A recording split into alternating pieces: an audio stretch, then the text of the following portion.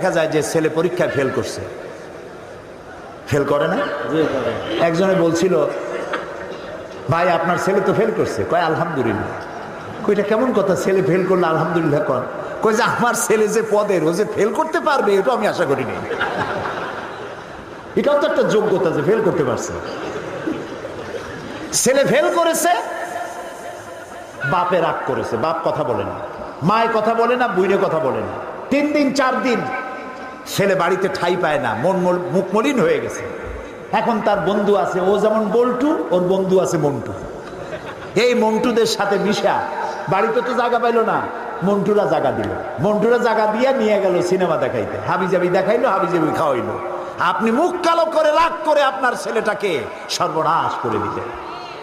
উচিত ছিল, বাবা ফেল করছিস, ফেল তো মানুষই করে, হয়তো কোনো ভুল করেছিস, ভালো করে পড়, আগামী বছর পরীক্ষা দিলে আমি দোয়া করবো আল্লাহ তোরে ভালো করবে।